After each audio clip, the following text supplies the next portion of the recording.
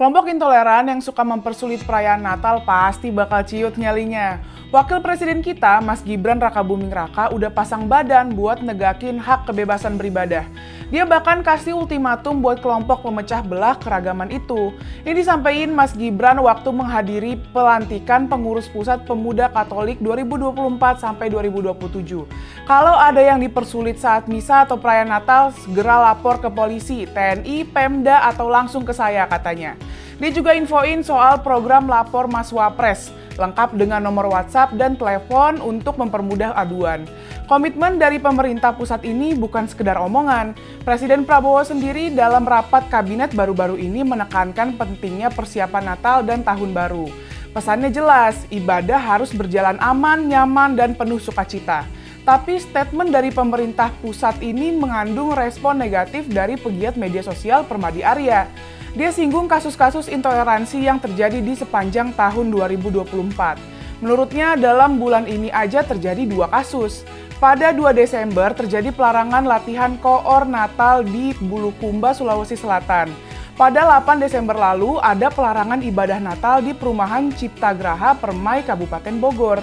Pada bulan sebelumnya ada lebih banyak lagi, bahkan sampai aksi pembunuhan. Di antaranya pembubaran doa di Gresik, persekusi di Pandeglang, dan penusukan mahasiswa Katolik saat doa Rosario di Pamulang. Kalau aparat dan Pemda benar hadir, kasus kayak gini nggak bakal terus-terusan terjadi, kata Permadi.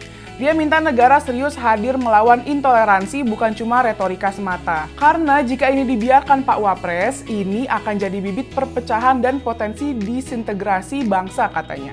Kasus-kasus yang dibeberkan Permadi adalah faktual dan kita nggak bisa menutupinya.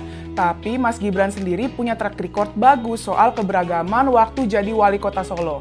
Contohnya, dia pernah turun tangan langsung saat ada isu penolakan pendirian gereja di Solo pada 2023. Dia mencopot spanduk penolakan yang dipasang kelompok intoleran di sekitar lokasi.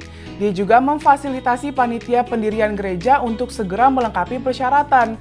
Dia juga mengajak dialog kelompok-kelompok kepentingan lainnya untuk cari solusi damai. Mas Gibran menginisiasi acara Solo Bersatu dalam Keberagaman yang melibatkan pemuka agama dari berbagai keyakinan. Hal-hal ini nunjukin kalau dia bukan cuma bicara, tapi juga bergerak nyata. Tapi langkah pemerintah pusat ini nggak akan berhasil tanpa dukungan masyarakat, aparat, dan Pemda. Sinergi dan kolaborasi dengan semua pihak yang mencintai keberagaman mutlak harus dilakukan. Lapor Mas Wapres adalah langkah awal jadi bukti kalau pemerintah hadir. Jadi kalau ada kasus intoleransi segera laporkan. Apa yang dicanangkan pemerintah pusat ini jadi momen pembuktian apakah kebebasan beribadah benar-benar jadi nyata, bukan cuma janji.